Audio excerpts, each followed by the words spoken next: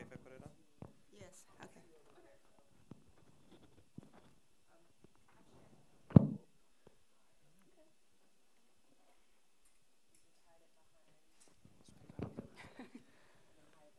you want to Whatever.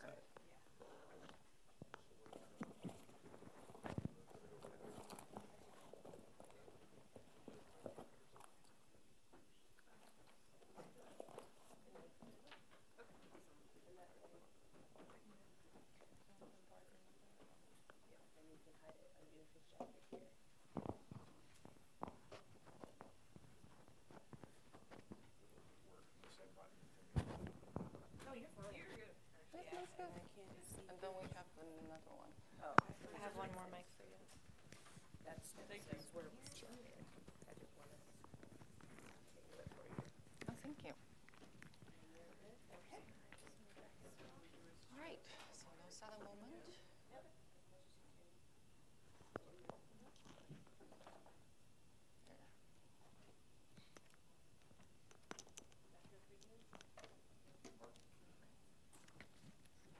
Okay, yes, I think we're ready to start. Well, welcome to Stimson Center. My name is Yun. I work on the China program here, and today we have the pleasure to have Dr. Pan Jin'e from China Academy of Social Sciences to be here and share with us her perspective on China's perspective on Sino-Vietnamese relations. And of course, we have Maury, who is Washington, well-known Southeast Asia top expert. And Maury has spent a lot of time in Vietnam, I believe in the 90s or earlier than that, as a journalist for Far Eastern Economic Review. And they both speak perfect Vietnamese, so I hope that they don't start speaking Vietnamese already. So today's topic is to discuss Vietnam's relations with both the United States and China. Because of the flare-up of the South China Sea dispute in recent years, there have been a lot of questions and a lot of skepticism about Vietnam's alignment choices, external foreign policy choices. And China and Vietnam, apparently, they're both governed by Communist Party and it's one-party rule. Although you could argue that the political reform in two countries have taken different speed. So we are also eager to hear from the experts how the Vietnamese domestic politics evolution also affects their foreign policy choices between the United States and China, and how do we understand the future of these two bilateral relations. So that's enough talking from me. I'll invite Dr. Pan to share with us her perspective. Thank you. Okay, thank you, Yun, and thank you for everybody. Maybe for my English is very poor, so I would like to read the paper I wrote yesterday. So actually today is the first first day of Chinese New Year. So I would like to say 新年好 and 祝mừng năm mới to everybody here. Everybody have a very happy Chinese New Year. Actually, you know, the Chinese New Year, today is the Chinese New Year. Actually, it's also the Vietnamese New Year. So actually, in the world, maybe there are several countries share the common festival, Spring Festival. That's China, Vietnam, and maybe Korea. But maybe in Korea, the Spring Festival is a little bit different to the festival of China and Vietnam. So actually, apart from the Spring Festival, China and Vietnam share many common customs. Now let's go to the topic I am discussing today, which is the Sino-Vietnam relations. I think it has something specialty. It means more than a bilateral relations in general. Actually, this statement was made in speech delivered to the Vietnamese Congress by President of China Xi Jinping during his visit in 2015. Xi Jinping said, quote, China and Vietnam have the same political system, share the same identity and belief, have common strategy interests.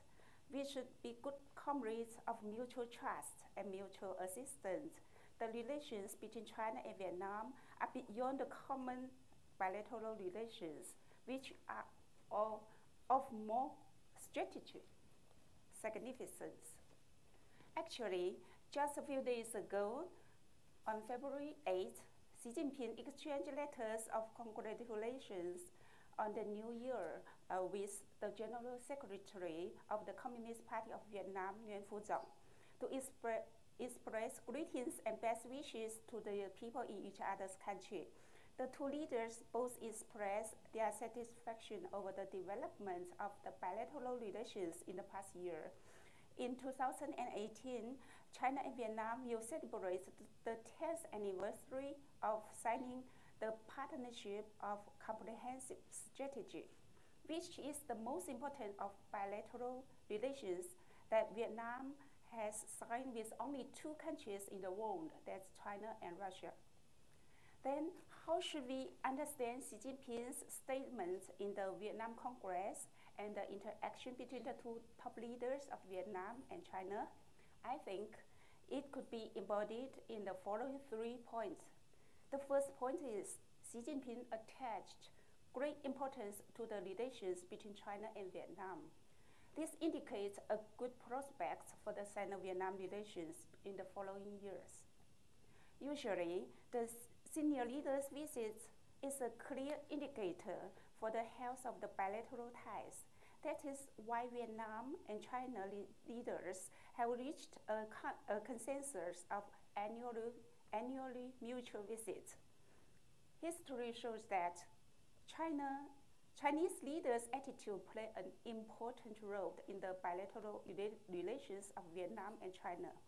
From 1991 to 2016, the mutual visits of the two country leaders put forward smoothly, which contribute a golden 15 years in the history of the bilateral relations. But after that, before Xi Jinping's visits to Vietnam in 2015, Chinese top leaders have suspended visits to Vietnam for a decade. And at that period, the bilateral relations apparently declined. Anyway, from the first visits to Vietnam as a vice president of China, Xi Jinping visits Vietnam again in November 2015 as the top leader of China, and only after 1 year, in November 2017, he again paid visits to Vietnam. So Xi has officially visited Vietnam 3 times in the past 6 years, which is unprecedented in the history of the two bilateral relations. And at the same time, we also have seen visits to China from the Vietnam as well.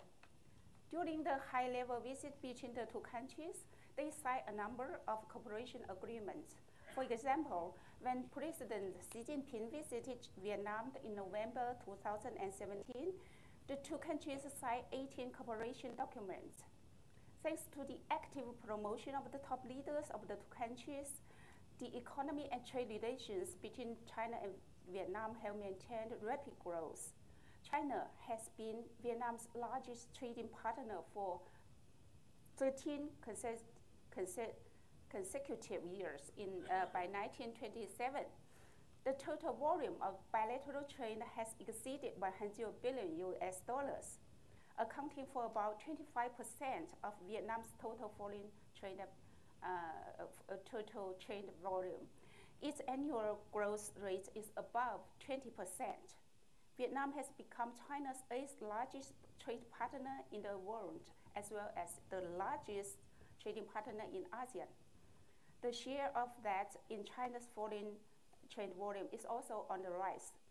In terms of investment, China has invested over $15 billion in Vietnam, with a trend of rapid growth in the recent year.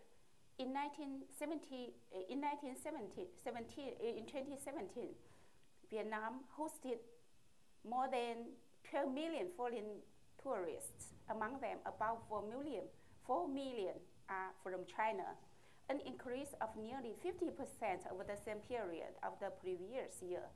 and more than 10 million mutual visits between the two countries. All this reflects rapid upward trend of economic cooperation as well as the personnel exchanges between the two countries. The rapid development of economy and trade relations and civilian relations between China and Vietnam have played the function of stabilization the relations between the two countries.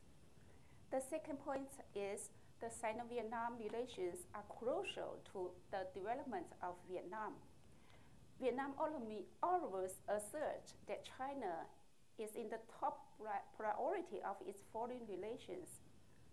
I think this is a very wise choice, not only from the consideration of the geopolitical security aspect, but also from the economic development requirement, cultural exchange needs, as well as the ruling party's security. All of that needs support from China. History shows a strong positive correlations between the Sino-Vietnam relations and Vietnam's economy performance. For example, between the 1975 to 1986, along to the relations between the two countries got worse, Vietnam ran into economic difficulties and almost slipped into crisis by the mid of 1980s. On the contrary, the relations between the two countries has developed in all aspects from 1991 to 2006. Then Vietnam has the best 15 years of economic development since Doi Moi from the 1986. Meanwhile, when the relations between the two countries went downhill from the 2007 to 2015, the economy of Vietnam turned in turmoil. Its economic growth rates dropped from an average of about 7.5% in the previous past 50 years to about 5 to 6% in the last 8 years. However, China-Vietnam's relations recovered and all round in 2017. Then the Vietnam's economic growth exceeded 6.8%, which is the largest increase in the past 10 years. The third point I want to put here is the Sino-Vietnam relations are the bilateral relations in specialty. So what factors contribute to the specialties of the two countries? I think it could be reflected in several aspects as follows. First, as I mentioned above, China and Vietnam have the same cultural origins. In the history, north part of Vietnam was one part of China's feudal dynasty from the 111 BC to the year of 986 AD. The dynasties of China exercised their administration in that area, opened schools to educate the local people about Chinese civilization. Therefore, before the 14th century, Chinese Hanzi was the Vietnamese official language character. That is why in nowadays, some Chinese traditional cultures such as Confucianism and the Zhuzi Baijia as philosophers are respected in Vietnam.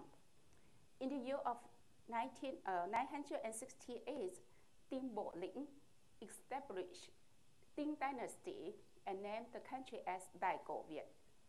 Then it began a new era of Vietnam's history.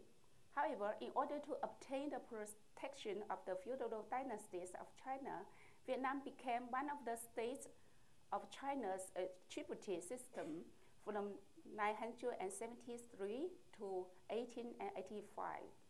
During that time, all Vietnam's emperors sent diplomatic envoys every 1 or 2 years to show respect to the Central Kingdom's authorities. It means that Vietnam was a part of Asia's 朝贡体系, which means a contributory system, an order centered on China in the old days. So in 1885, the Qing dynasty signed a treaty with France intending to shift Vietnam's suzerainty to France. After that, Vietnam became a French colony, and the relations between China and Vietnam changed into state-to-state relations. So the second factor shows the speciality of the Vietnam between China, the relations between China and Vietnam is the geography. As neighbors, China and Vietnam have more than 1,400 kilometers of land boundary. In the meantime, they share a large water area from the Peipu Gulf, also named the Tonkin Gulf, to the South China Sea. As you know, a common border could provide both countries opportunities for a cooperation as well as conflicts, even wars. At the boundary area, for the reason of no clear division in the history, there were many disputes and even some wars sometimes. And the biggest conflict, as you know, is the War of 1979. But shortly after, two countries resumed their normal relations in 1991. The border demarcation negotiation recovered, and by the end of 1999, a clear boundary line settled down between the two countries. And about the common water surface of the two countries, the demarcation of the Peipu Gulf or the Tonkin Gulf was completed on December 25th, 2010, through bilateral negotiations. This is the only case in which China has accomplished the division of water lines. This shows that China and Vietnam can solve very difficult issues through bilateral negotiations. It is hoped that the same approach will be applied to the South China Sea dispute settlement, which is yet to take place, but both sides have agreed to that approach and negotiated more than 10 rounds by different levels of official delegations. By now, Vietnam and China agree to solve the dispute in South China Sea by the principle of share differences and develop jointly. Both sides hope to solve the problem by negotiation. The third aspect of the speciality between the two countries is that both China and Vietnam are socialist countries administered by one political party, the Communist Party. The Constitution of China as well as Vietnam defines that Communist Party is the leading power of the country and society. The party will not only set the directions for all the developments of the whole country in general, but also control the country's diplomatic policy and economy policies. So when the government relations of the two countries have some problems, the bilateral relations can be repaired through the party's channel. Therefore, despite some problems happened between the two countries in the past few years, the economic relations between the two countries continue to maintain rapid growth. Well, just now I examined the relations between China and Vietnam from the inside aspects of the, but how about the external factors? In fact, I think the relations between China and Vietnam are constantly affected by the external factors. In history, the adjustment of the relations between France, the Soviet Union, and the United States has directly affected the choice of the Vietnam's foreign policy. And at present, the United States policy to the Vietnam is not so clear. So it has some uncertainty about their relations. In the past few years, President Obama made great efforts to build a TPP to involve Vietnam, but it has been abandoned by President Trump. However, President Trump said U.S. may return to TPP. Actually, I think the different attitude of the U.S. government to Vietnam has a great impact on the political situation in Vietnam, as well as the Sino-Vietnamese relations. At present, the impact is being dynamically adjusting, so I'm eager to hear how Mr. Hibert will see the adjustment. Well, in summary, the relations between China and Vietnam have disputes and negatives, but there are more commonalities between the two countries. So I believe the deep and close affection of the two people will not be easily disjoined by any single dispute. I remember a few years ago when I was in the talk with Wu Song, the former Vice Minister of Foreign Affairs of Vietnam. He said, quote, "We are comrades and brothers. We should solve problems by emotional and principled manner." In other words, the problems between the two countries should not necessarily to be solved through illegal means, which may destroy our affinity. Instead, we should trust each other, understand each other, sit down and talk in a way that does not hurt each other's feeling, and find a good solution to the problem. The result of this solution to the problem may be better than a legal solution. Actually, I very much agree with Wu Song. And by now, in generally, I'm optimistic about the development of the two countries in the future. Well, all I said just now is my own personal opinion. Thank you, and welcome for helpful suggestions. Thank you. Thank you, Dr. Pan. That's very informative, especially it's amazing to hear how confident that China appears to be, because the relationship is based on the party-to-party solidarity. So even when the two countries have problems, the party can basically navigate through the turbulence. So Murray, is U.S. policy towards Vietnam really unclear? Provide us with some clarity, please. Well, I mean, one thing that's certainly very different is that U.S. relations with Vietnam are much shorter than China's relations with Vietnam. Beauty of distance. Yeah, and U.S. is also much further away than China. You know, if you look at how far U.S.-Vietnam relations have come since 1975, since 1990, it's rather stunning how rapidly relations have changed, have improved at all levels, from economic to people, military, security, political ties. Since the U.S. lifted the sanctions in 1994, Vietnam has become the 16th largest trading partner of the United States, with two-way trade topping 52 million in 2016.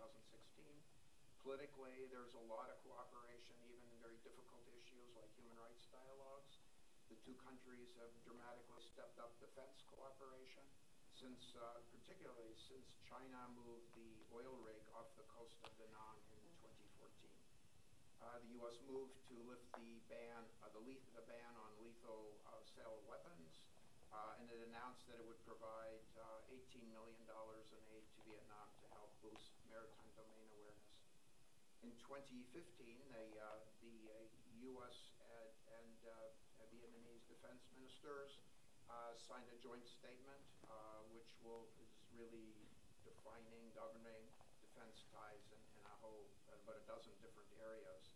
And under the agreement, the U.S. transferred a Hamilton-class Coast Guard cutter to Vietnam, and that arrived just before Trump arrived in Vietnam in November.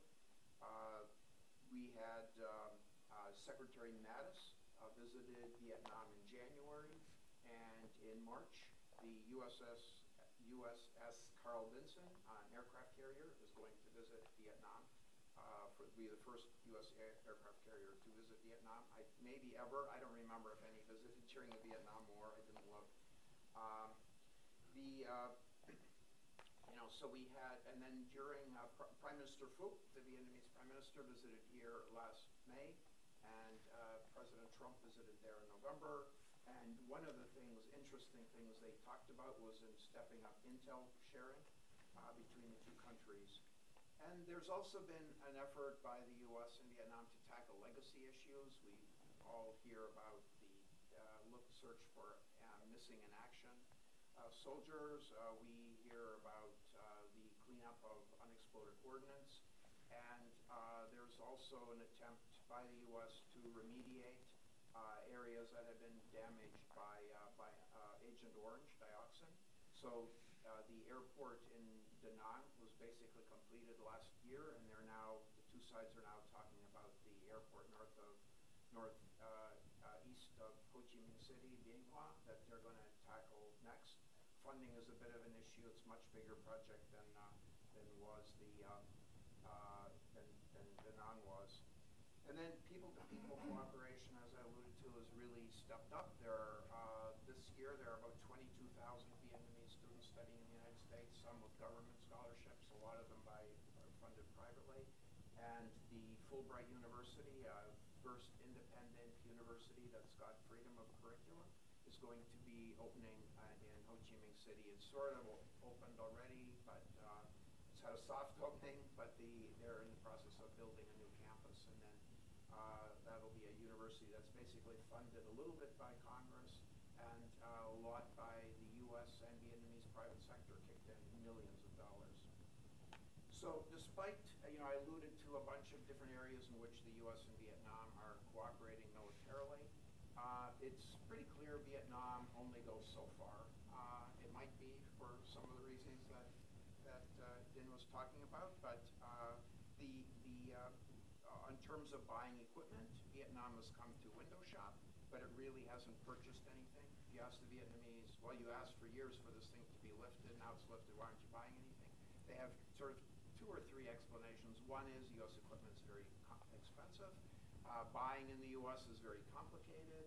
And 3, integrating with our basically Russian equipment is also very complicated.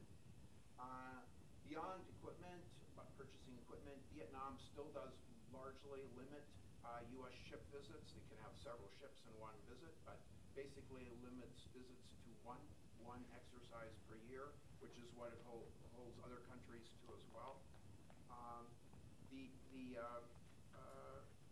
Sorry, I just lost my place. So, the question is really, why is Vietnam holding back? It's very anxious about China and the South China Sea, so why hold back? I think there's several reasons. One is the Vietnamese military is really very conservative. It is, there are people in the United States that still suffer from, quote-unquote, the Vietnam syndrome. There are people in Vietnam that still suffer from the America syndrome. That's one issue. Another issue is that the military is probably one of the closest institutions to China. And so there are some officers that are quite pro-Chinese. There's also a general anxiety that Vietnam does not want to go too far, too fast with the United States to irritate China. It's really no secret that Vietnam was not cheering for Donald Trump in the last election. Hillary Clinton had been quite good. The Clintons had been quite good to them. It was Bill Clinton that normalized, actually, and it was Hillary Clinton that went after China pretty forcefully in 2010 at the ASEAN Regional Forum meeting. But Hanoi really didn't waste any time frying in its soup. It very quickly, the ambassador here in Washington, many officials in Vietnam really did a full court press to try to find ways to engage the Trump administration.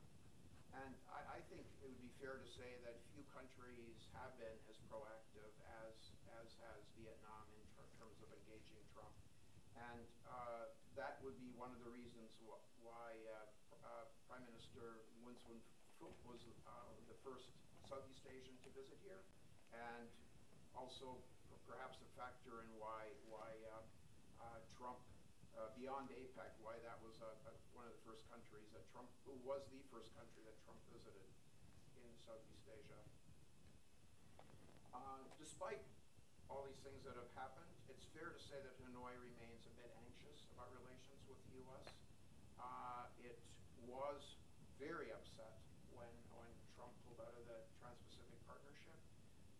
Vietnam viewed the TPP as providing a hedge to its very heavy dominance, very heavy reliance on China, and it looked like the Vietnamese thought the TPP would provide a balance in that relationship and provide other sources of trade and investment.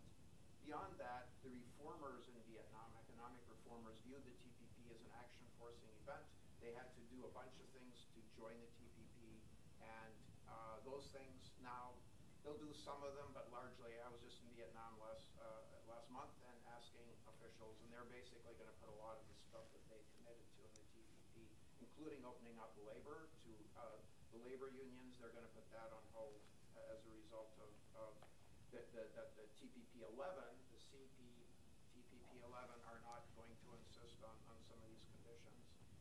You know, sometimes you hear, after Trump's visit, you heard officials come back and say, oh, the Vietnamese were very excited about doing a bilateral FTA. I think that's a little, how should I put it, it's a lacking of understanding how Vietnamese treat all their guests. They always tell their guests everything positive, and they probably do the same to the Chinese. When you talk to them privately, they say they're not very interested in an FTA. They see what the Trump administration is doing in NAFTA, North America Free Trade Agreement, and of course the Korea-U.S. FTA. They're not really willing to go through some of those rigors, and so they do not really find bilateral FTA something they're going to do more than look at, quote unquote. So they really appreciate the extent to which the Trump administration has engaged them, but they really are not sure, listening to them, they really are not sure where Vietnam-U.S. relations, where U.S. Southeast Asia relations are going. One of the things they say is, like, who's in charge? A lot of the seats in a lot of the various departments in the U.S. are still empty in state, DOD, USTR, etc. They also think that in Asia, the administration is very focused on North Korea and on trade issues with China. And so they don't feel the U.S. has really developed an overarching policy towards Southeast Asia and Asia generally. They don't feel they understand what the free and open Indo-Pacific is. They understand the Quad, but where India, Japan, Australia, and the U.S. are going to meet, but they don't really understand what that means for them. They also fear that they've watched what's happening here. They feel foreign policy here is quite transactional, and that many things can be reversed very quickly from a tweet at 3:22 in the morning.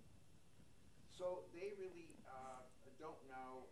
The Vietnamese, when you talk to them, they're uncertain exactly where Trump is going. They appreciated some of the FONOPs that happened, the freedom of navigation, the 5 exercises that happened in 2017. But they don't know more broadly where the U.S. is on this. They felt that President Trump really didn't raise the South China Sea very much in his visit to Asia when he visited 5 countries in November. The general principle was often of freedom of navigation and those issues, general principles were reiterated quite often, but he did not name, the Vietnamese tell you, he only mentioned China once in relationship to the South China Sea, and that was in the Philippines in his farewell speech just before he got on a plane and left. And the Vietnamese don't say it, but I think many of you that follow Vietnam know that late June, early July, Vietnam asked Repsol, a Spanish oil company that was exploring a block 136-03 off the southern coast of Vietnam, they asked Repsol to leave. This was after a little bit of pressure from China, which we can get into some of this if you want to, but the Vietnamese really do give you the impression they don't feel anybody had their back. And so it was probably wise to, in the face of the Chinese Party Congress in Vietnam hosting APEC in November, they thought it was probably best that the Vietnamese, that Vietnam asked Repsol to pull out, at least tactically for now. We'll check later.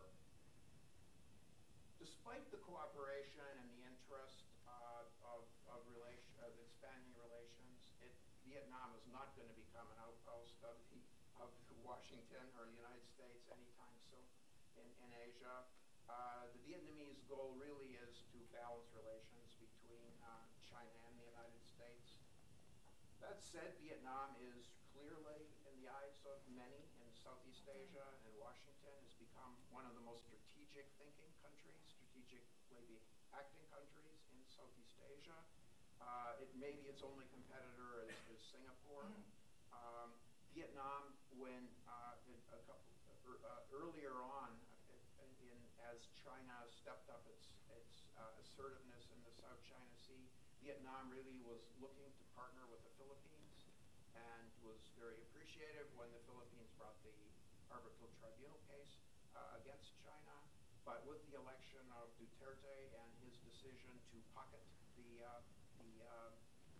ruling in an effort to get increased economic cooperation, more investment from China, Vietnam feels that it's pretty much standing alone among the disputing countries.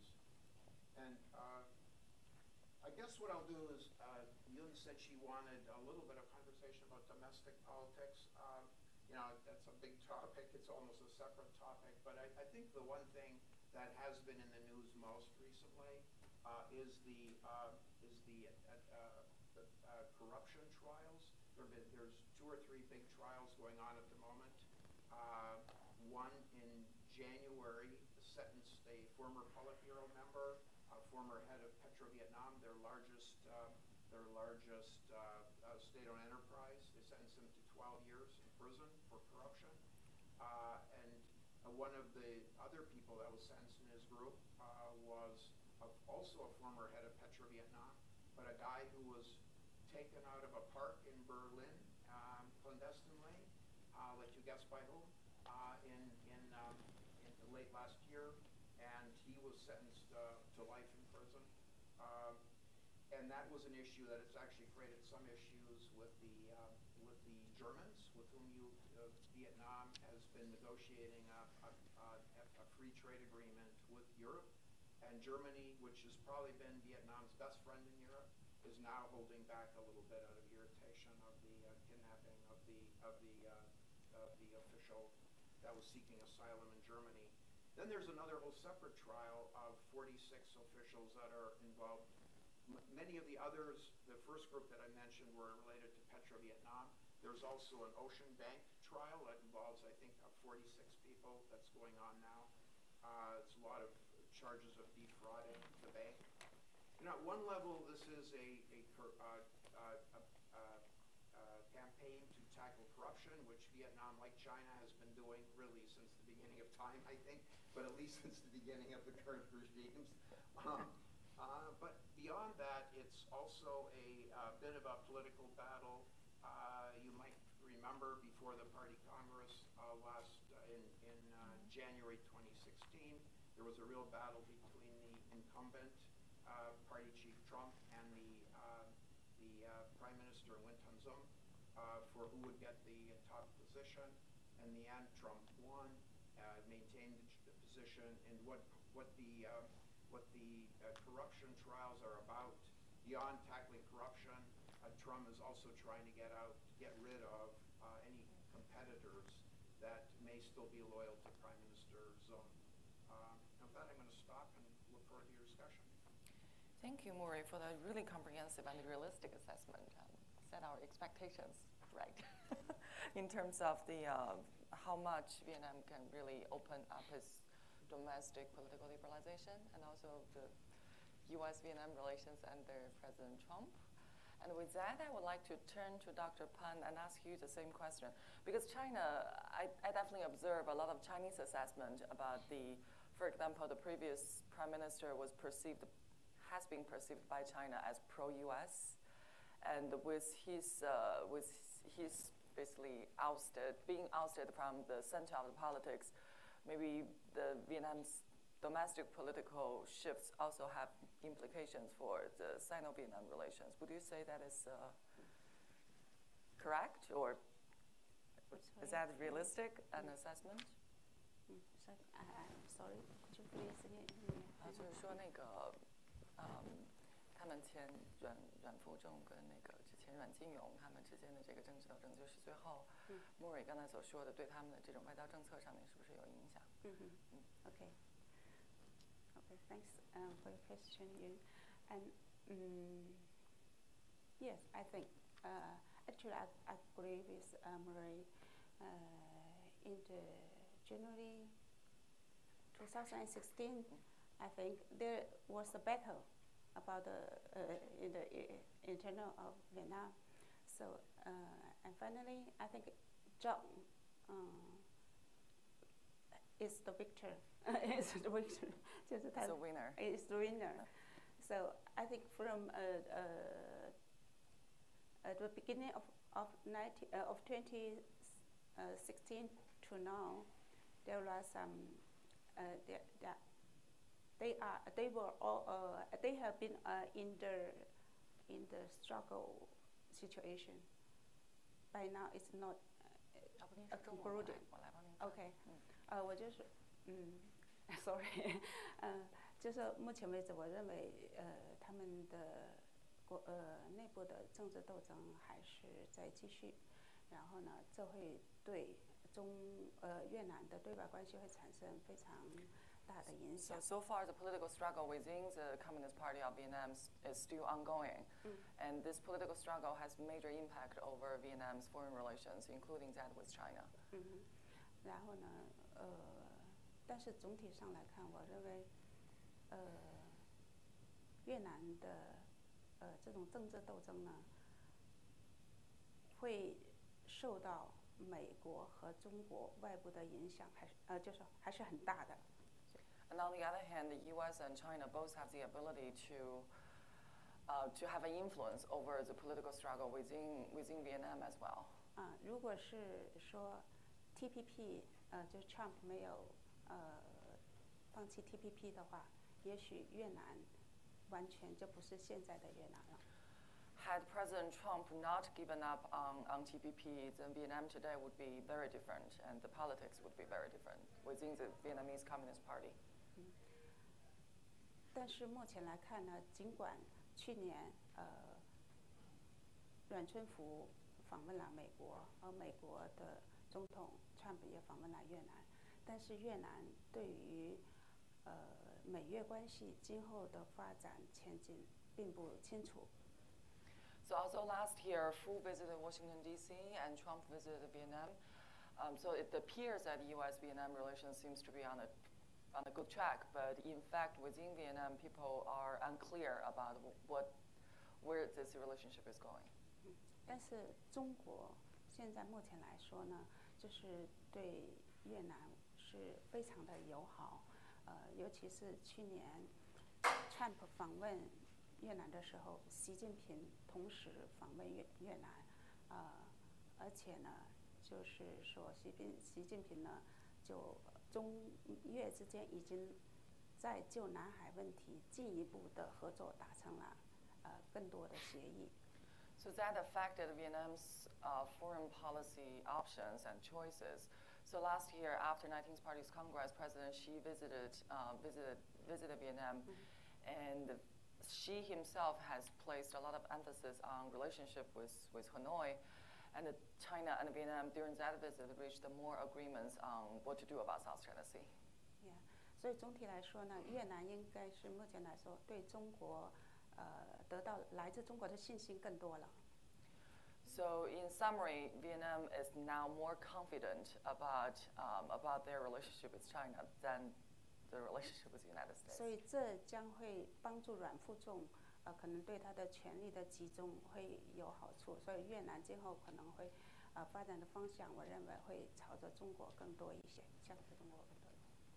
So that factor is certainly helpful for Fu in his domestic political power consolidation, and that will also. 袁副总Fu? 总 Trump. Trump? Not Trump. Not Trump. So that definitely will help his political power campaign in Vietnam, and also will affect the future of Vietnam as well. 所以他可能我就认为，就越南今后他的政治体制改革也好，像对外关系也好，可能会向着中国走得更近一点。So from the Chinese perspective, in the future, both in terms of the domestic political system and the foreign policy of Vietnam, will become more aligned with China rather than other countries. 我也同意他刚才说的，就是说目前的政治斗争可能是，就是这种那个反腐的形式，可能是也是国内的一种权力的斗争，然后实际上是阮富仲他通过这种方式呢，能够更集中他的权力。So she also agrees with Murray's assessment that the current anti-corruption campaign is a manifestation of the political struggle within the party. And the anti-corruption campaign is helping the current leader, Chuan, to... Zhong. I give up. Sorry. Just call him To party boss or something. Help Party him chief. in his political consolidation. Yeah. Thank you. Thank you. That's a great answer. Thank you. So with that, I think we have 35 minutes for discussion. If you have any questions, please raise your hand. We do have a mic that's floating around. Questions? Thank you both for the excellent presentations.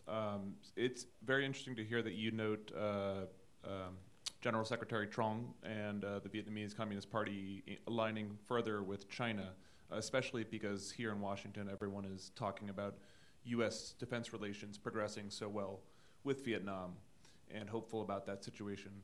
But Trong's rule will not be forever. Actually, there's some concern about his age and potentially his temporary status grooming a successor.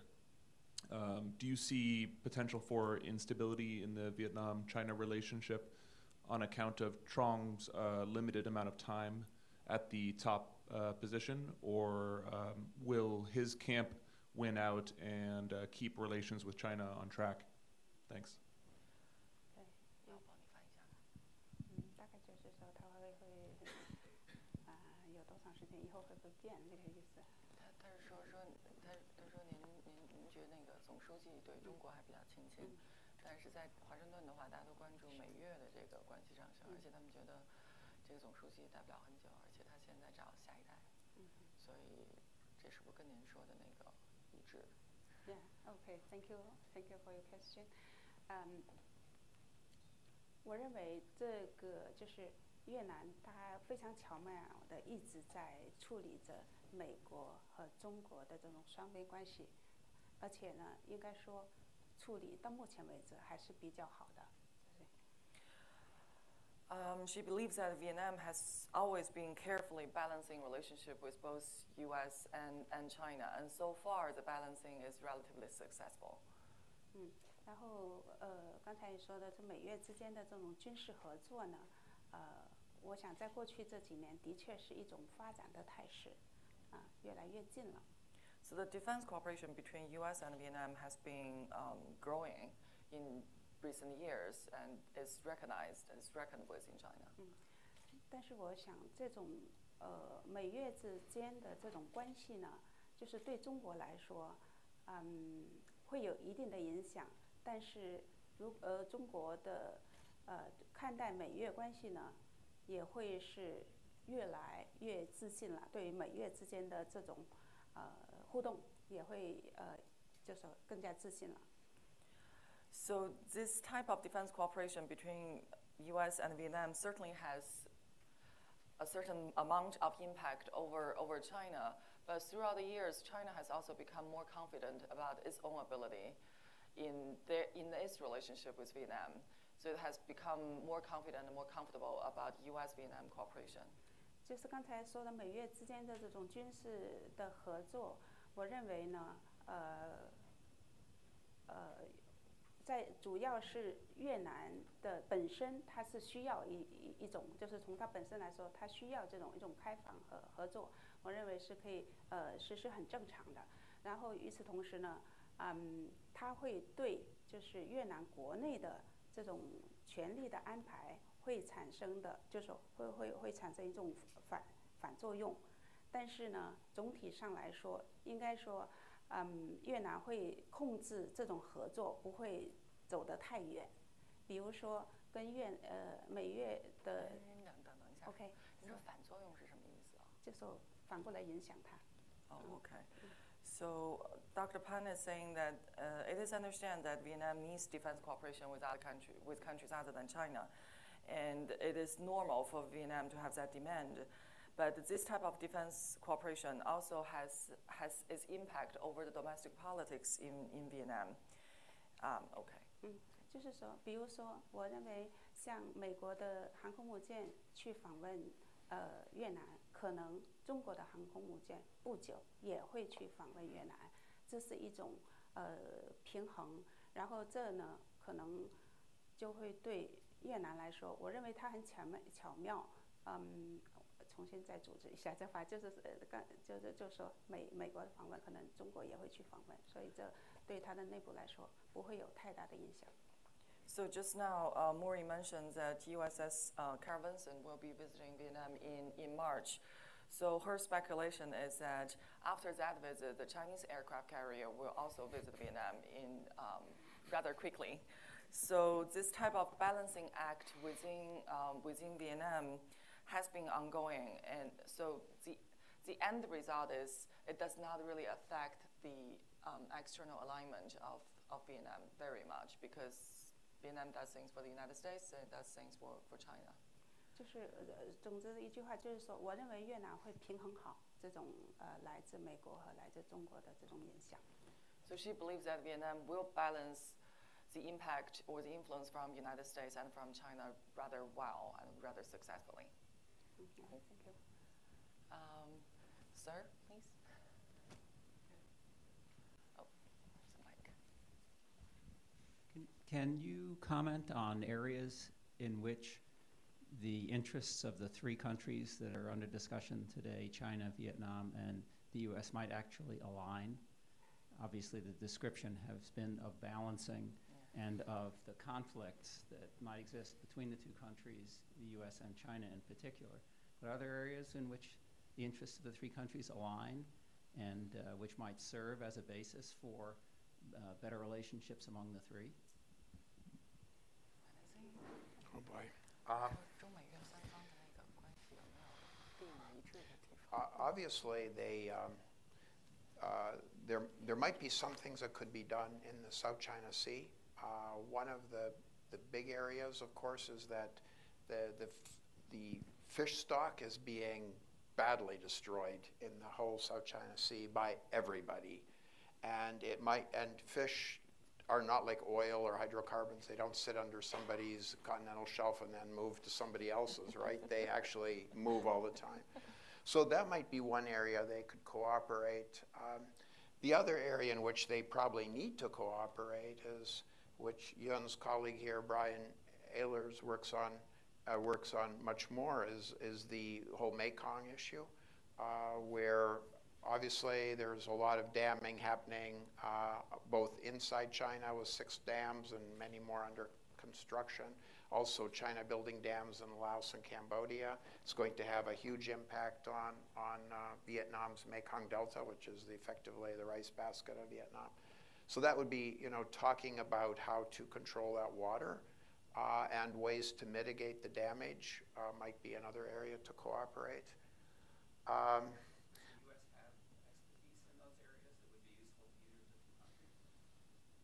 Oh, in terms of, certainly has expertise in terms of what's happening on the Mekong. Mississippi and other rivers will have a lot, and actually U.S. is pretty active in terms of providing ideas and input and bringing people from that region here to look at how the U.S. manages rivers. I think they both Vietnam and China probably should figure out a way to help Laos. Laos should be able to survive other than just damming up the Mekong and selling the electricity. And actually, I think Laos is in somewhat of a trouble even in the medium term, because China is Yunnan province produces 3 or 4 times as much electricity as it needs already, and it is looking to export this electricity into Southeast Asia. If that happens, Laos is in real trouble. And I saw economically, and I think China and the U.S. would be wise to try to figure out what to do with this country. It's very small, landlocked, only 7-8 million people, but still an important issue maybe that the countries could work on together.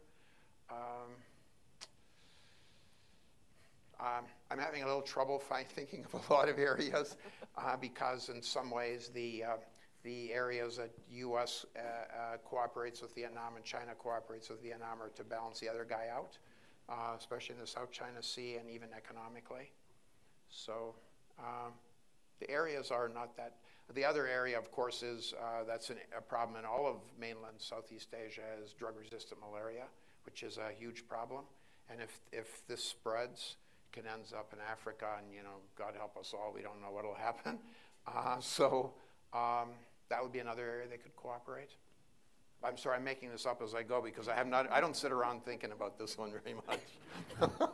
Yeah, to find the areas where U.S. China share common interests. There are common interests, but there are also diverging interests. And after all the calculation, it's usually decided that the diverging interests outweighs the common interests in a lot of cases. But how about from the Chinese perspective? What are some of the areas, or not really?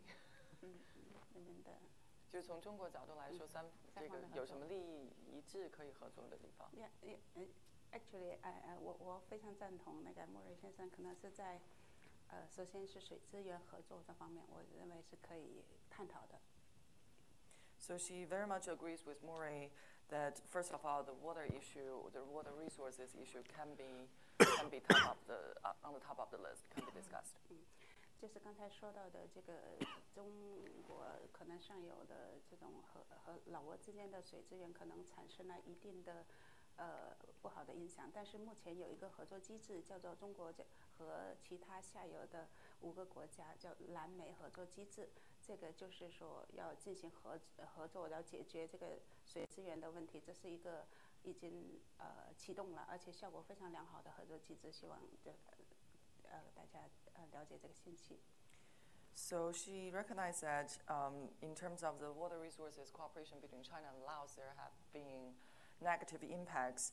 So to resolve this issue, China led and set up this new mechanism called Lancang-Mekong Cooperation Mechanism a few years ago to focus on the issue of water.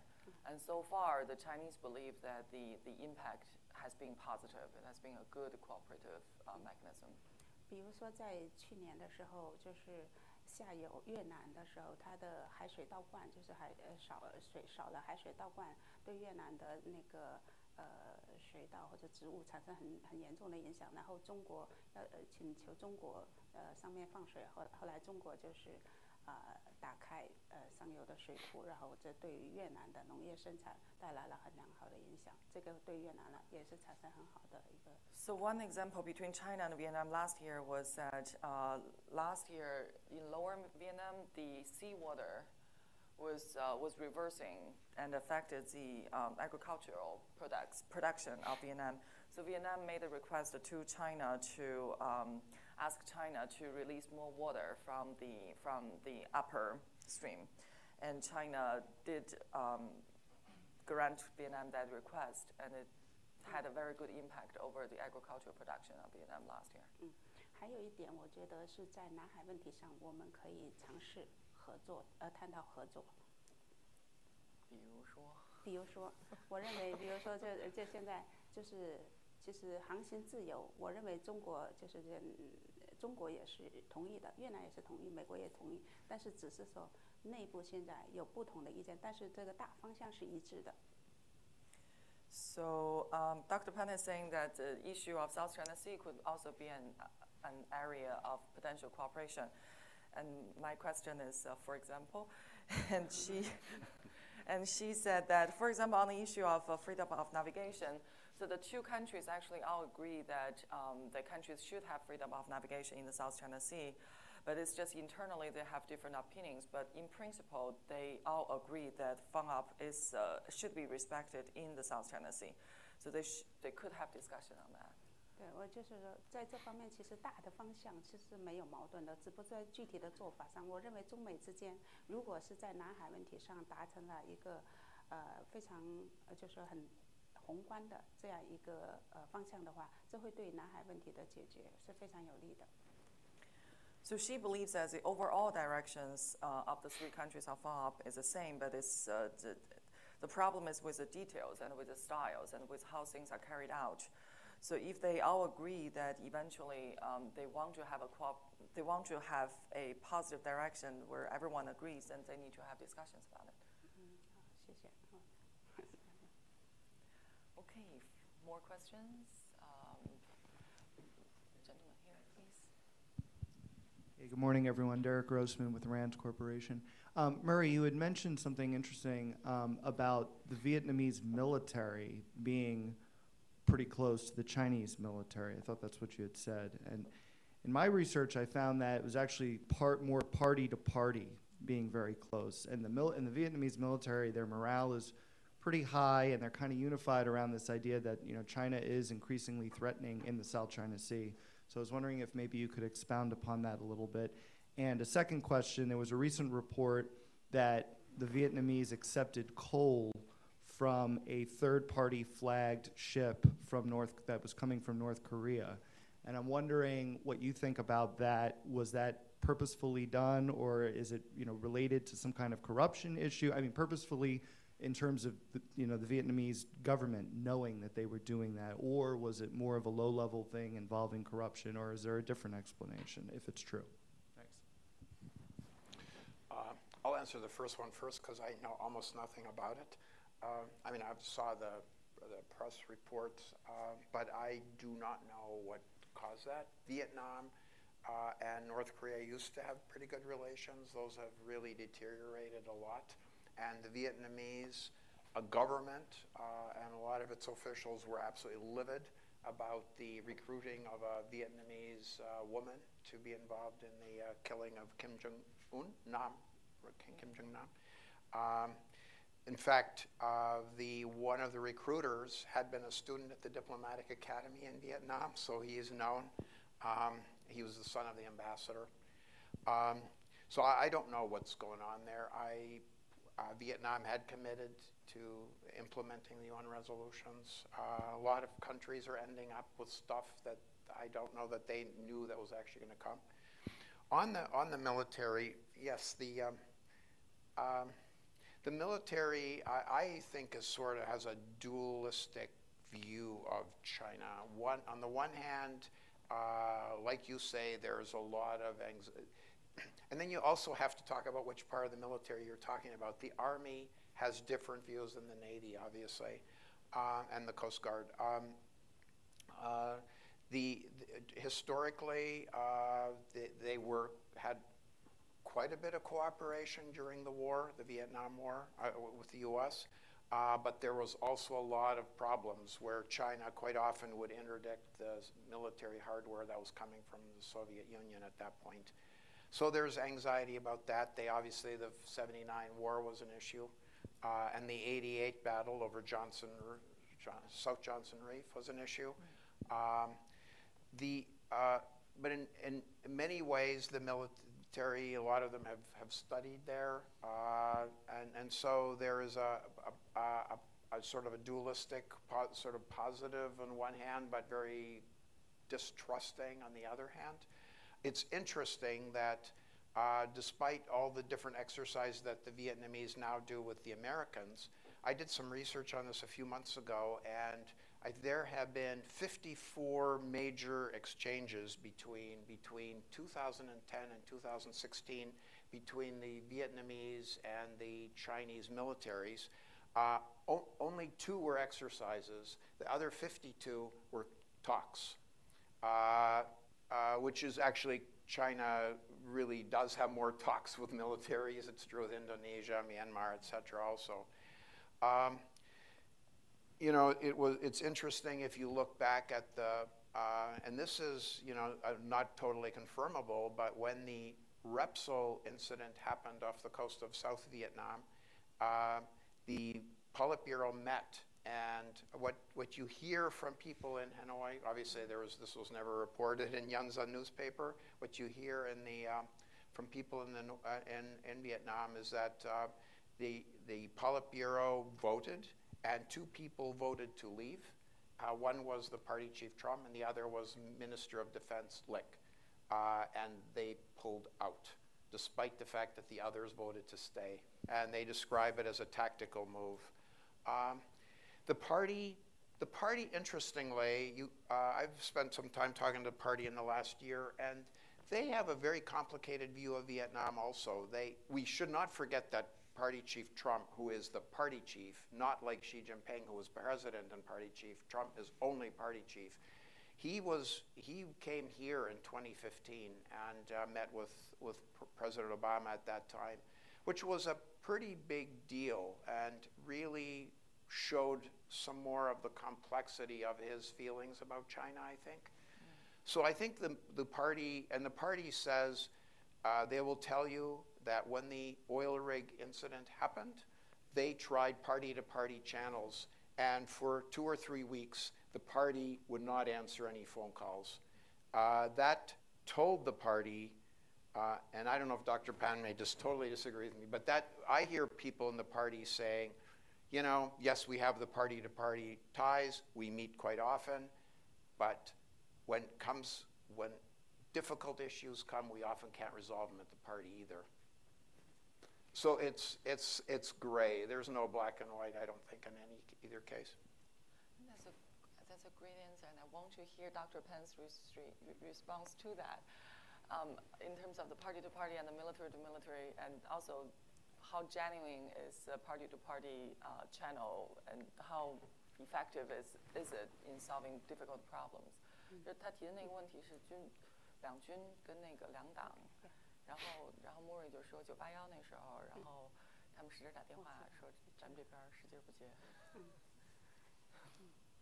是的，就是中越之间就是应该说有非常多的这种互动的这渠道已经建立了，有刚才说的党之间、军队之间、两国外交部之间，还有文化和商务部之间，每个都有热线，就是这样。There are many channels of communication and interaction between China and Vietnam.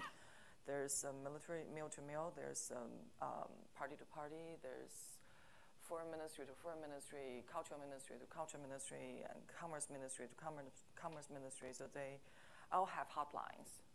所以呢，中国的观点是，就是属于哪个部门的，就由哪个部门来互动。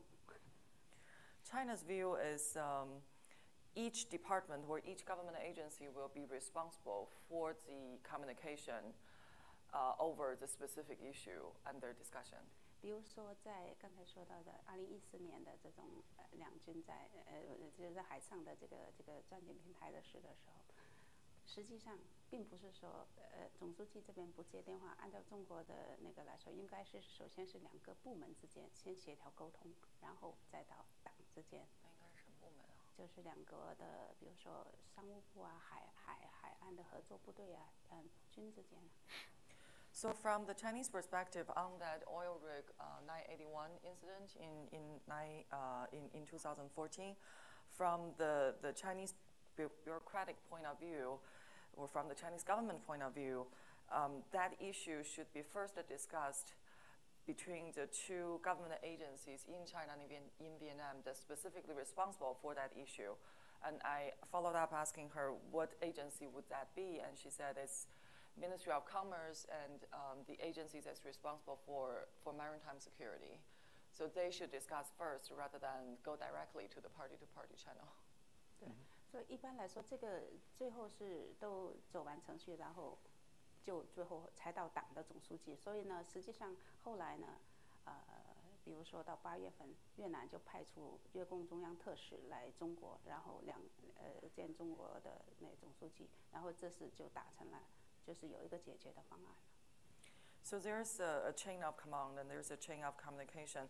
In the case of the oil rig, by August, so 3 months after the oil rig was deployed, eventually the party chief of Vietnam sent a special envoy to Beijing, and the special envoy had meeting with Xi Jinping himself. They met to discuss how to resolve the issue of the oil rig, and they had a resolution. 对，这就是主要是两国可能机制不一样，有时候会产生一些就是一些麻烦，或者说不理解这种事情，在中越之间很多。比如说在他们边境的时候，有时候边境出现问题，越南直接打电话给中央，但是中国的中央都不会接受的，因为他首先应该跟广西地方的谈。So it's a difference between the Chinese mechanism and the Vietnamese mechanism that's essentially creating the trouble, and this type of trouble is quite rampant and quite There are a lot of those incidents because of this different mechanism between the two countries. One example that she raised is, for example, some border disputes or border issues between the two countries. When something happened, the Vietnam's first reaction is pick up the phone and call the Central Committee of the Chinese Communist Party, but the Central Committee of Chinese Communist Party will never pick up the phone because from their perspective, this issue should be first discussed with the Guangxi province. So it's a local issue before it can reach the central level. 然后两军之间的这种关系呢，去年的确是有一个两军的高层的边境的见面会，后来就停止了，也是因为刚才他说到的，就是这种越南邀请了外国的这种公司来勘探，所以当时呢，中方就终止了，就表示中方对这件事情的一种反对。但是今年又将重新又启动起来。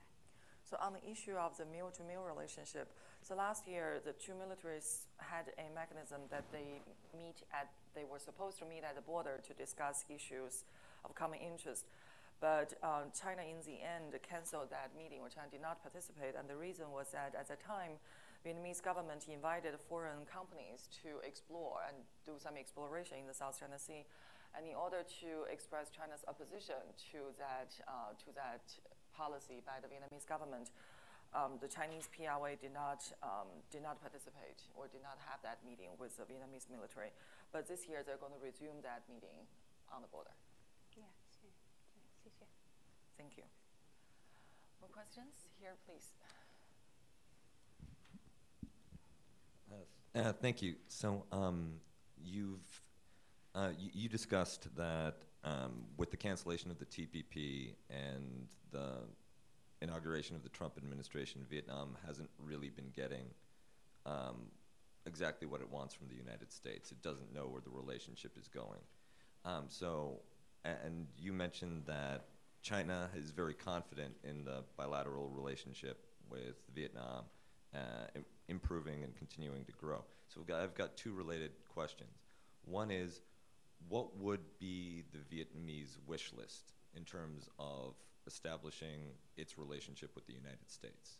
What kind of scenario would be the best case from the perspective of Hanoi in what Washington could offer, what Washington could deliver, the role that it could play in Southeast Asia? And from China's perspective, what's the ideal outcome of developing ties with Vietnam? What type of relationship would China like to have if it could get everything that it wanted out of the relationship?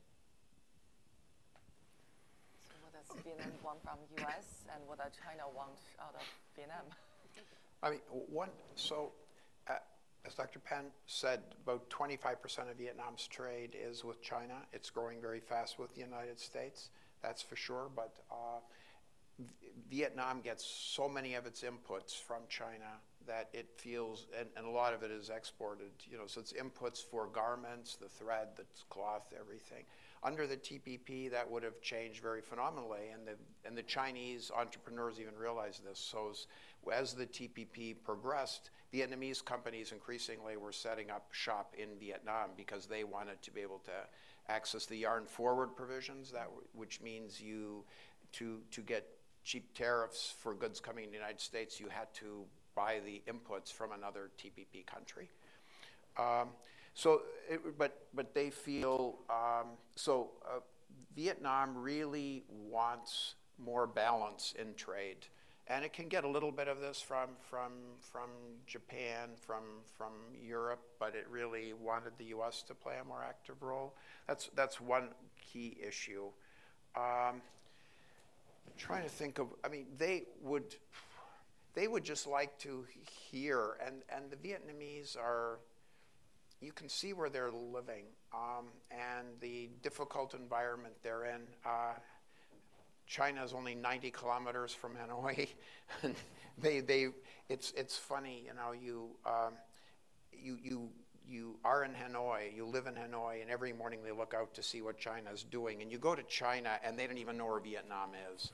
It's a little bit like U.S. Canada. I know that because I've experienced both. I have two citizenships actually, And so I know that dynamic. And they are very insecure, and they really want to have more guarantees, and so would like to know what the U.S. really thinks about the importance of Southeast Asia. They felt that under Obama, they saw the rebalance was, a lot of it was rebalanced to Southeast Asia.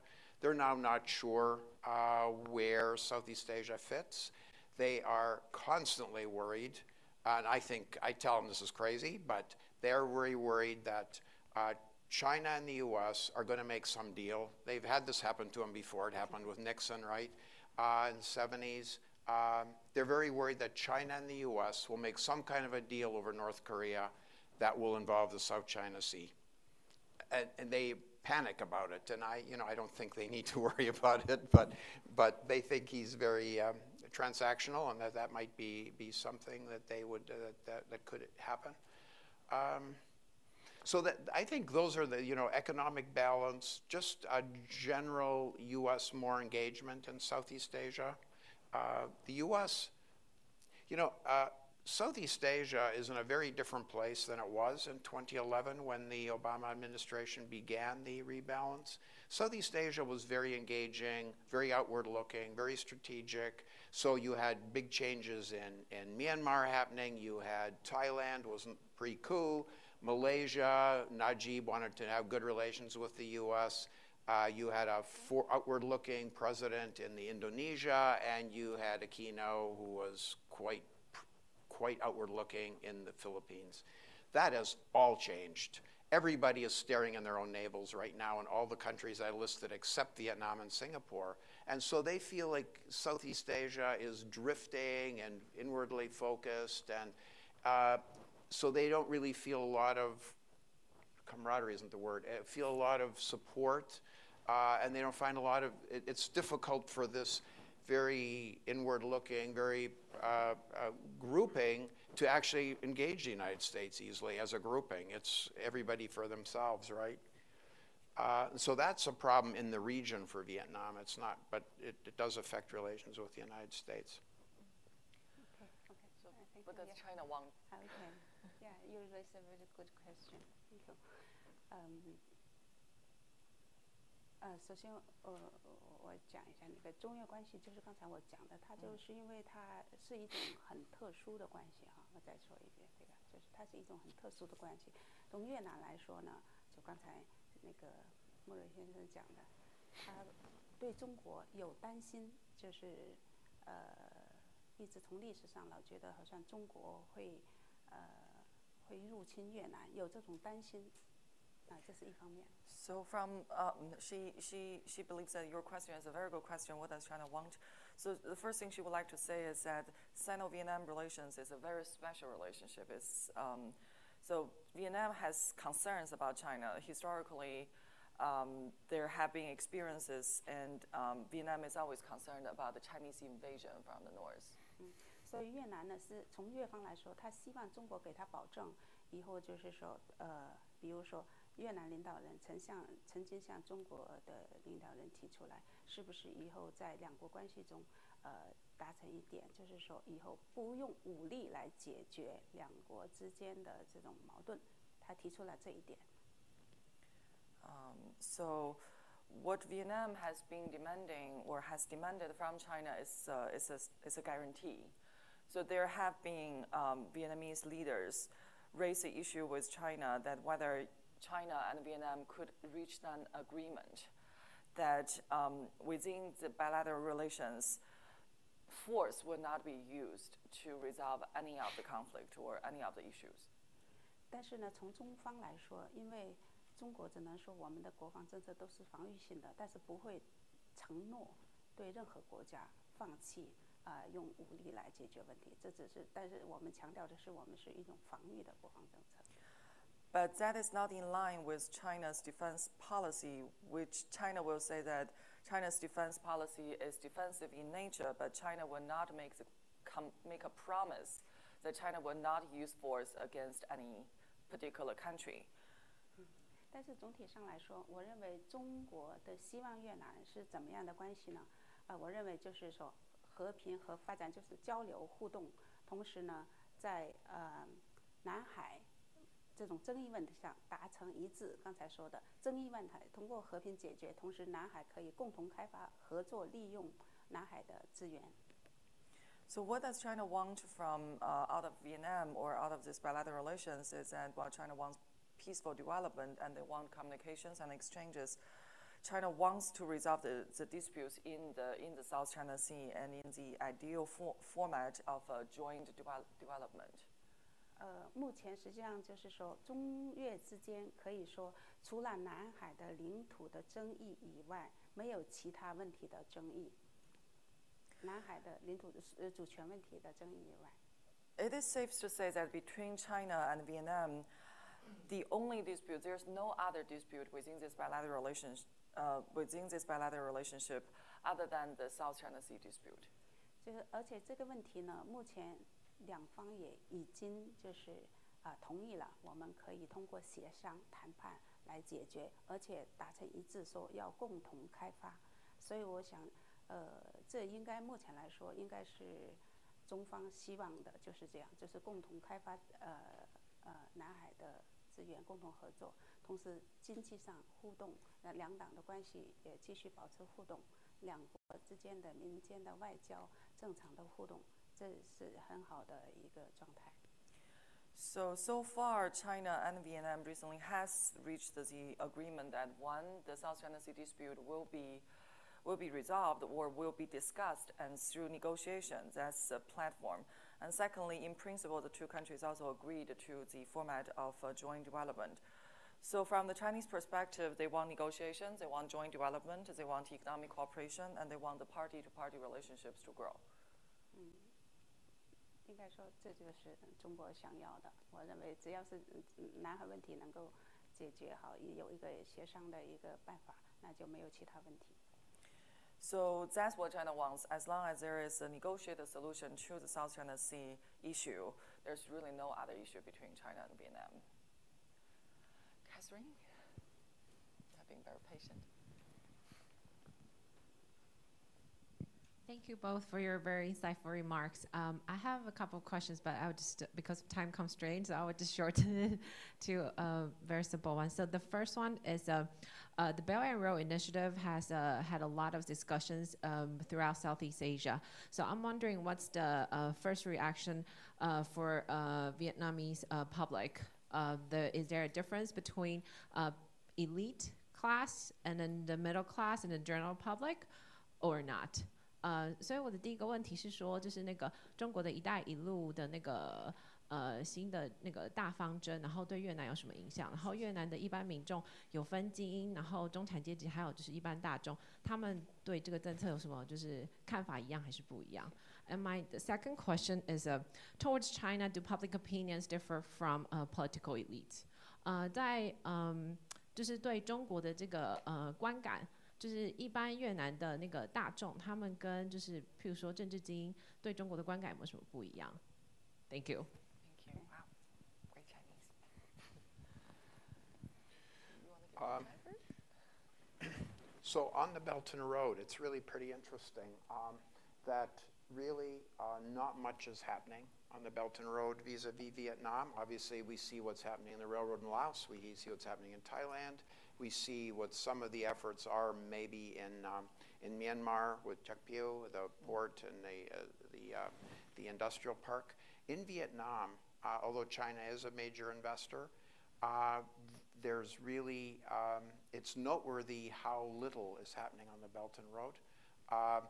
There was the closest point from Kunming to the sea is in Haiphong. Recently, the two sides agreed to build roads. So China built it to the Vietnamese border, and the ADB built it the rest of the way. Why? It's pretty obvious why. The Vietnam just did not want to have it. China has a very bad project in Vietnam that has had a couple of bad projects, actually. One that is very troublesome to anybody living in Hanoi is the SkyTrain. It's been under construction for 10 years. It started at a $400 million project. It's now at $1 billion, and it's still, as of a month ago, wasn't finished. There is money disappearing left and right. I think probably on both sides of the border, to put no fine point on it. It is, and so people, and there are things, you know, and during the construction, things are falling off on motorbikes below.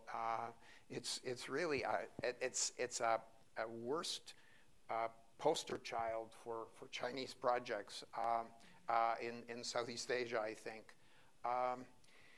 So on Chinese views in Vietnam, Pew actually has done surveys. They did them 2014. It's beating the heck out of me. I cannot remember what it was, but you can go do Pew search on Vietnam. Has a quite the popular polls show quite a lot of questions about China.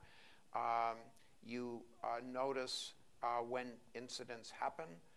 There is this incident of the so-called fish kill project. It's actually it's called Formosa Plastic, built a steel mill in north central Vietnam. It was built however, by Chinese companies. And for some reason, there was no mitigation for the water discharge that was coming out, which ended up killing the fish in 4 provinces along the northern part of the South China Sea on the Vietnamese border. Huge economic impact. There were huge protests, mostly aimed at China. I would think it probably, maybe the builders made some mistakes, but I think also the officials who let this thing happen inside Vietnam made some mistakes. And you have seen a number of bloggers being sentenced to very long sentences recently, in the last few months, up to 10 and 14 years. Madam Mushroom is very famous from Nha Trang. She's been going after this, and it is, yes, part of it is a criticism of China, but part of it is a criticism also of the government for not controlling the projects better. So China has, with some of its investment, one of the investments was the gypsum mine in central Vietnam that even the famous General Vang Nguyen Giap was opposed to before he died a number of years ago. There's some bad projects in Vietnam. China manages to get tarred by most of them, and needs to somehow China, I would say, needs to figure out a way to change that image. China could probably do better than some of these projects suggest. Okay. Dr. Pan, what do you think? Okay, thank you. Yes, I agree with you. 就是应该说，民众和政府之间对于和中国的这种合作的态度，好像显示很不同。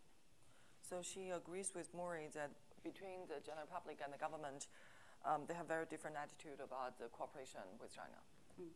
但是我觉得这个可能是受到一定的宣传的影响，也是说，因为现在的政府，也就是说现在这一届政府和2015年的政府是不一样的，而在实际上中越关系从2007年到2015年之间，这是走下坡路的，这个呢，我认为是政府在起一定的宣传作用。But she believes that the view of the public has been heavily influenced by the government's position or by the government propaganda. Like she pointed out that between 2017 to 2015, the overall 2007 to 2007 to 2015, the bilateral relationship was deteriorating in general, and a big factor to that in that deterioration was the Vietnamese government's policy towards China. So if we look at today's Vietnamese government, it is different from the government that was there in 2015. 因为当时阮进勇作为总理，他们就是说一直想更大的就是向更多的向美国学习，靠近美国，然后摆脱中国的影响，它叫做一个叫做脱中。所以呢，在媒体上就有很多宣传中国的各种不好的消极影响。 So the prime minister at that time adopted a pro-America policy, and he promoted this policy that Vietnam should distances itself from China, and also to mitigate the Chinese influence in Vietnam.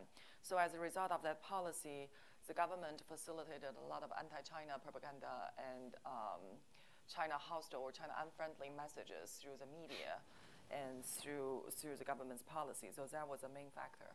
对，然后所以它这种影响呢，到了目前为止还有一点，但是呢，你如果是仔细观察越南的媒体，从2016年，尤其是2017年以来，它对中国的友好的宣传就更多了。So by far, up until now, there is still some lingering effect from this China unfriendly propaganda from the previous government. But if you look at how the Vietnamese media portrays China since 2016, especially since 2017, the message or the signal has been highly positive and friendly. 刚才呢，我也同意莫瑞先生讲到的，就是中越之间的这种合作，就是经济合作一些项目是存在问题的。She also agreed with Murray that in terms of the economic cooperation projects between China and Vietnam, there are problems.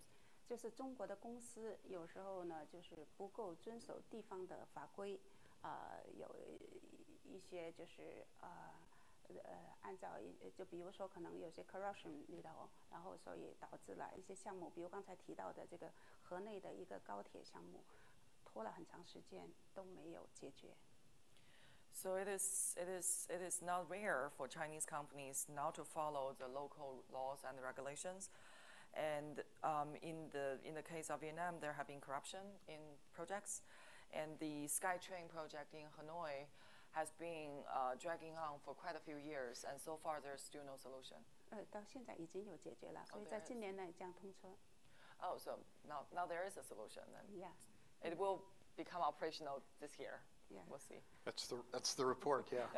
We'll see. 还有刚才他说到一点的，就是这种造成的污染，可能刚才他说到越南中部的这个污染，就是应该是Formosa，应该是台湾的一个公司，不是中国大陆的。And for clarification on the issue of pollution, the pollution case in central Vietnam, that was a Taiwanese company, not a Chinese company. 对，Formosa，就是它造成了很大片的鱼那个死亡，然后影响中部，这实际上跟中国大陆没有关系，这公司。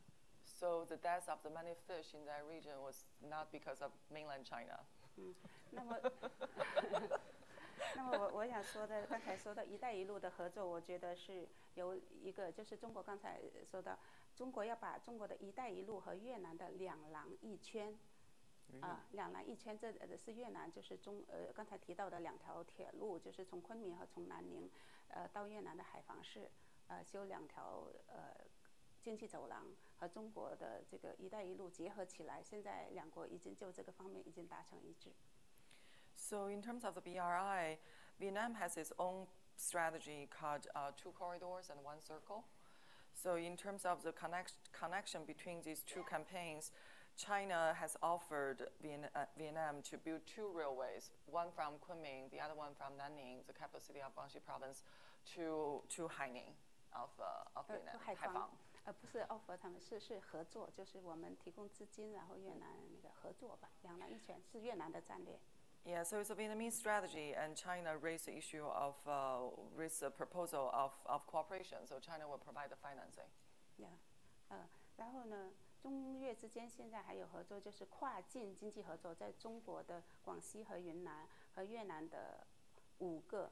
然后边防地区的省份要建至少4个跨境经济合作区，其中今年的5月份会有一个两国之间的叫做两国一检，就是只进行一次检查，然后就可以通关的这么一个关口要开放，要运作。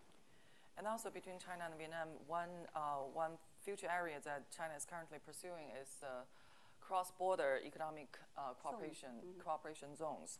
So the initial proposal, the plan is that among the 5 border provinces of Vietnam, China will establish 4 cross-border economic cooperation zones. And one feature of this economic cooperation zones is one inspection between the 2 countries at the land ports. 这是一个很重大的突破，因为两国之间都会在行政方面会做出让步，然后所以说可以除了经济以外，可以说政治上，这行政管理上也会有了一个新的突破，合作的突破。So this is a major breakthrough because it requires the bureaucracies on both sides to make concessions and make adjustments to make that to allow the one layer of inspection between the two countries to happen. 总体来说呢，这种合作呢，中越之间的这种经济合作，应该是说，前景还是很看好的。In all, the future of economic cooperation between the two countries should be pretty positive. I think we have run out of time. Thank you for your patience. This is a great discussion. Please join me in thanking our speakers. So informative. Thank you. Thank you.